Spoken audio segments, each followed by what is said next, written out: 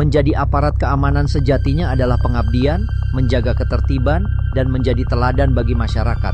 Namun, dua oknum prajurit TNI pembunuh sadis sekaligus pengelola judi sabung ayam Kopka Bazarsyah dan Peltuyun Heri Lubis memilih jalan sebaliknya.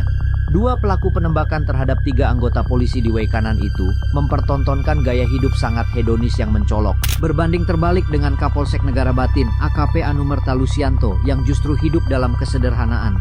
Kopka Bazarsyah yang seharusnya bertugas sebagai babinsa di Subramil Negara Batin justru menjalani kehidupan bak sultan. Rumah mewah berpagar kokoh, garasi terisi kendaraan mahal, hingga rekening gendut yang tak masuk akal untuk seorang prajurit TNI berpangkat tamtama dengan gaji hanya 3,1 juta per bulan.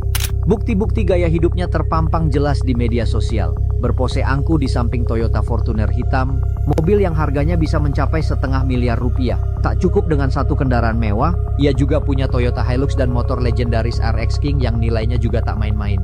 Tak berhenti di situ, senjata api laras panjang dan pistol juga ditemukan dalam kepemilikannya. Bagaimana bisa seorang tamtama memiliki akses ke persenjataan seperti ini?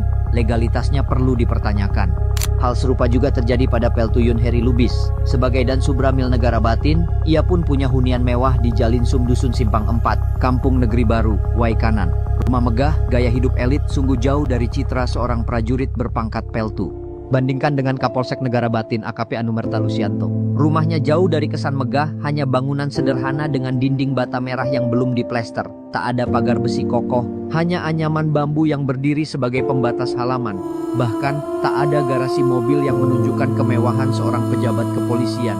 Namun, di balik kesederhanaannya, Lusianto adalah pribadi yang penuh ketulusan. Ia tak hanya mengemban tugas sebagai penegak hukum, tetapi juga sebagai pelita bagi masyarakat sekitarnya. Setiap hari, ia tak pernah absen menjalankan ibadah dan dengan penuh kesabaran, ia mengajarkan anak-anak mengaji, menyebarkan nilai-nilai kebaikan Islam yang diyakininya. Yang lebih menggetarkan hati, di tengah kesibukannya sebagai Kapolsek, Lusianto tak ragu turun ke jalan menjadi sopir angkot. Bukan karena hobi, tetapi demi menambah penghasilan halal untuk keluarganya. Ia tidak gengsi, tidak takut dicibir, karena baginya, bekerja keras dengan cara yang benar adalah kehormatan sejati. Kini, sosok itu telah tiada, karena nyawanya dan 2 anggotanya direnggut secara paksa oleh oknum TNI Kopka Bazarsyah sang bos judi sabung ayam, namun jejak hidupnya tetap membekas.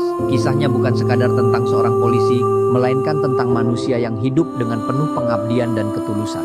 Lusianto pergi dengan meninggalkan teladan yang tak akan pernah pudar tentang kesederhanaan, kerja keras, dan ketulusan hati. Jadi kira-kira siapa yang mendapatkan jatah setoran dari judi sabung ayam? Silahkan publik menilai sendiri, gambarlah yang berbicara.